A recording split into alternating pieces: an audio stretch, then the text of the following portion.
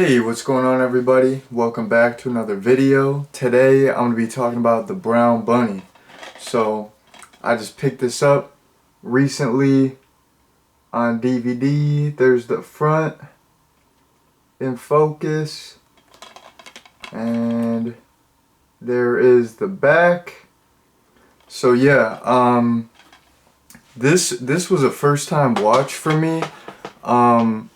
I've wanted to check it out for quite a while because I'm a fan of Vincent Gallo's other movie, Buffalo 66. I know he's acted in a ton of movies, but I'm pretty sure besides Buffalo 66, The Brown Bunny is the only other movie that he wrote and directed. I could be wrong, but yeah, like I said, I'm a fan of Buffalo 66, so I've wanted to check this out, and I did want to get that out of the way and say that I am a fan of Vincent Gallo and I am a fan of Buffalo 66 before I give my opinion of this movie, because I don't want to totally trash on it, but to be 100% honest, I was not a fan of this movie. There was some stuff that I liked, but overall, this movie was not my thing. It was just not my cup of tea. And even though I did enjoy some aspects, and I thought there was some cool and fun stuff going on, for the most part, I did not enjoy this movie. So that's my overall thoughts. And now I'm going to jump into a little plot summary before I get into my overall review. So the movie follows Bud, who's played by Vincent Gallo. He's a motorcycle racer. At the beginning of the movie, you see him in action. He's at this race. I believe it's in New Hampshire, and after this race, he goes on this cross-country trip to California to participate in another motorcycle race. And for the most part, the movie just follows him on this cross-country road trip, and it's like a very quiet movie. It's pretty much just centers around this one character. There's not a lot of side characters. There's very little dialogue. There's not even that much music. So yeah, it's just a lot of the movie is just him driving around, and he has a couple little excursions with some random women where he kind of, you think he's gonna kind of spark a relationship with them, but he'll just kind of initiate a relationship. Like, he'll just start making out with these women like right off the bat, and then he just dips. He just pieces out, and you're like, what the heck is going on? So he's on this road trip. He gets together with a couple women. He's going to see all these prostitutes, but he doesn't get any actual services from them. He just wants to buy them lunch. He just wants their company, because that's a central theme of this movie. Bud is just a super lonely guy, and all the while he's on this road trip and getting together with these various women for these brief instances, he's having flashbacks of his past lover named Daisy, who's played by Chloe Sevigny, and he's having recurring dreams about her, flashbacks of their relationship, and for the most part it seems like he's trying to track her down and reconnect. So that's the basic plot summary. So now I'm going to get into my actual review here. So I'm kind of gonna get into some negatives here first. So um, the main thing that you know hindered like my enjoyment of the movie was it was so gosh darn slow. And sometimes I enjoy a nice slow burn. I enjoy a nice slow movie here and there if it's done well. But this this movie was so slow, and there was like there was absolute like there was like no story whatsoever. Um, with that being said, there's other movies that have kind of more like loose narratives or not too much story, or they might jump around, or maybe they're non-linear. That's cool, but this movie there was like virtually no story. So it okay, the I've said this in other videos, like the main purpose of a movie is, to entertain you. It has to keep your interest. It has to tell a good story. There was really no story. It was so slow. Like that. It was just there were so many um, scenes of just Bud driving, and the in addition to there like not being a lot of story and it being slow, um, the editing was not the best in my opinion. There were very little cuts, and if there's a movie where there's very little story, you need to have quicker cuts.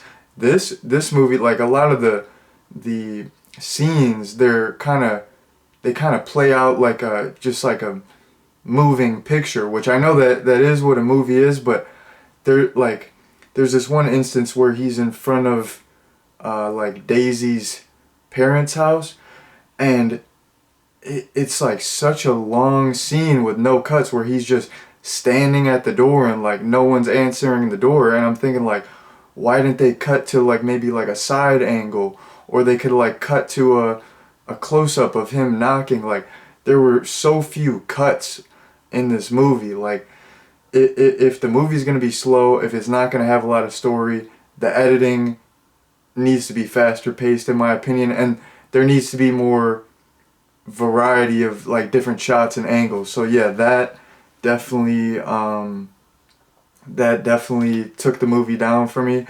And the lack of story just made the movie extremely confusing for me.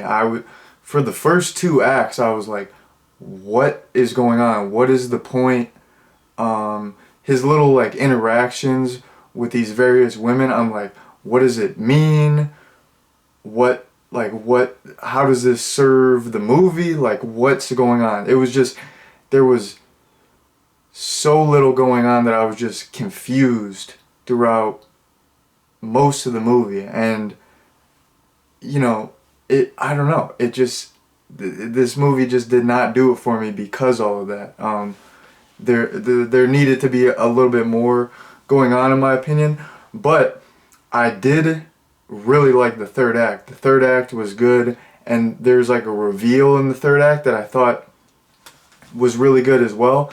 And it kind of the reveal might not have worked if the movie wasn't so slow, but I don't know. I just wrote down this analogy. This just kind of like popped in my head when I was like taking a shower before recording, and the analogy that I thought of is like I don't know if this is gonna make sense or if this might be a dumb analogy, but I was just thinking of like like a Tootsie Pop or like a Blow Pop, like like the lollipop that you got the goodness in the center. I mean, not so much Tootsie Pops because I'm not a big fan of Tootsie Rolls, but like a Blow Pop has like you know like really good bubble gum on the inside, and you gotta like lick it for a very long time to get to that center, and the center is like the prize. It's good, but you have to like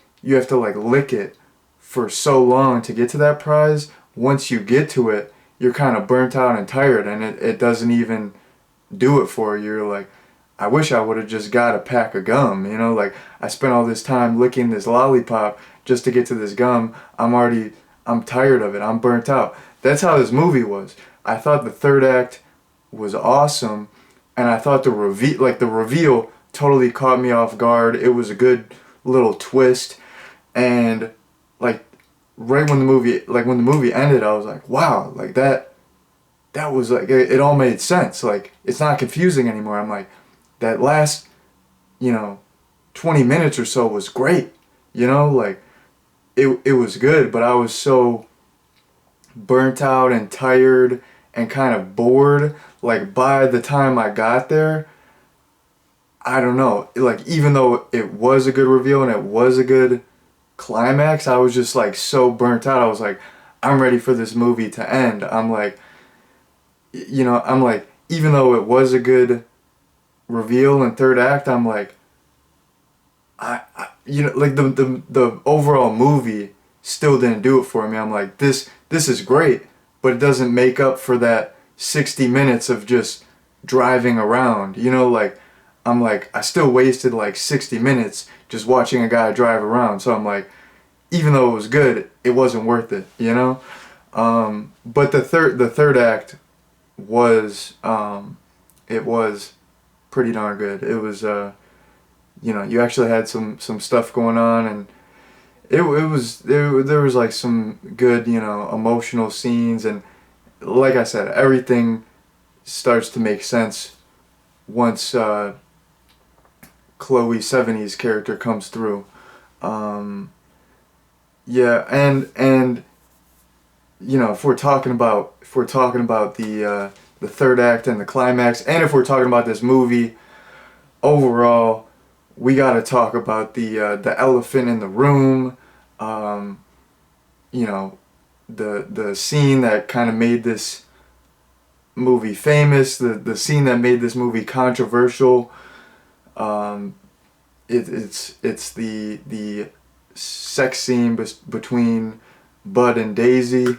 Um, you know, I had heard about this scene, and I was like, you know, it's probably not that crazy. I've seen sex scenes. It's probably not that bad. Um, it was wild. It was shocking. It didn't it wasn't like acted like um Chloe Sevigny was really uh she was really sucking Vincent Gallo's package, like that it was real. It was not acted at all. Like she really was giving him that sloppy toppy, and it was crazy because like the way it was presented, it was like up close and personal, and it wasn't like sexy, it wasn't erotic, it wasn't even like really emotional. It was a weird sex scene, and it was super up close, and it was drawn out. It was such a long sex scene. I was like, I wonder if this scene of Vincent Gallo getting top is him just showing off like how long he can last, because I feel like that scene lasted forever. Like I'm like, is he just flexing how long he can last? Like, I mean, if so, I mean that's cool. Is he just showing off his package? 'Cause I mean, I'm not trying to get like weird in this video, but like low key, that's what I was thinking when that scene was happening. I was thinking like low key, Vincent Gallo's kind of packing, dude. And then I was thinking like low key, Chloe Sevigny, like she's got some mad skills when it comes to the dome, you know, like she's got some beautiful skills. Uh, you know, not only is she a talented actress and a beautiful woman, she's got some dome skills going on. I hope I'm not being like insensitive. I'm not trying to be like inappropriate on here, but that was just what was popping through my head. I'm like, for one, he's just showing how long he can last, and Chloe Sevigny and Vincent Gallo, they're just showing off their sex skills. But that was just some funny stuff that popped in my head. Maybe people think I'm being inappropriate. I'm sorry, I'm not trying to offend anyone here.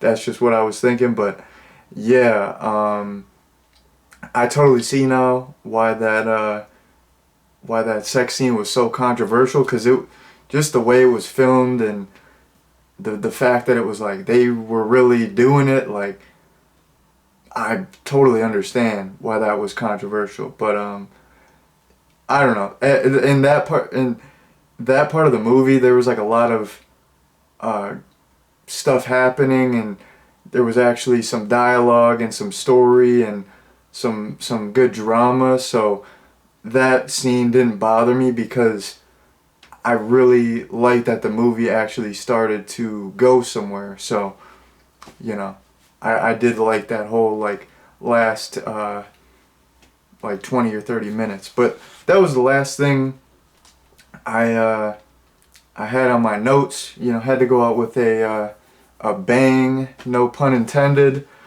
So yeah, now I'm gonna get into my recommendation, and then I'm gonna head out. So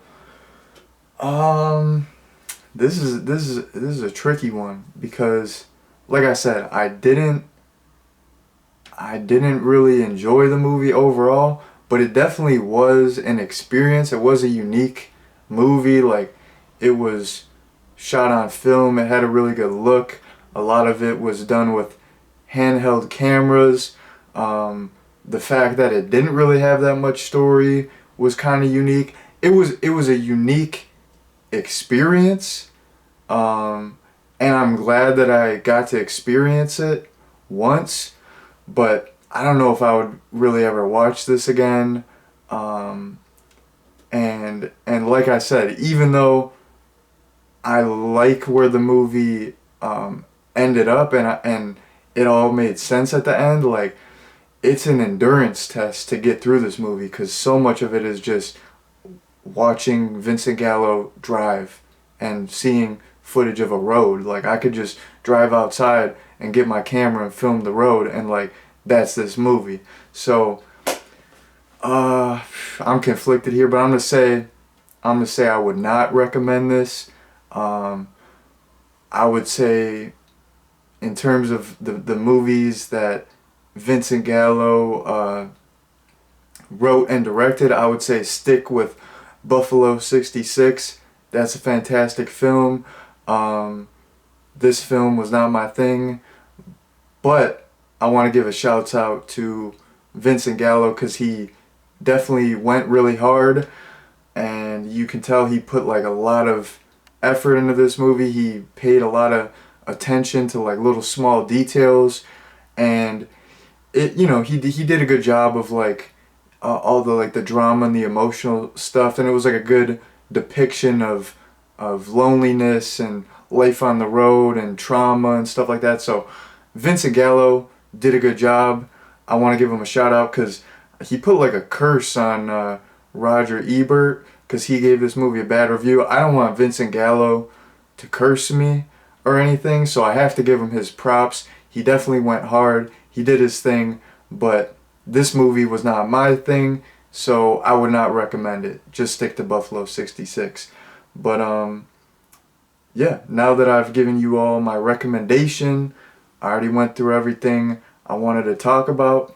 I'm gonna head out here, and I just want to thank you all very much for watching, and peace out.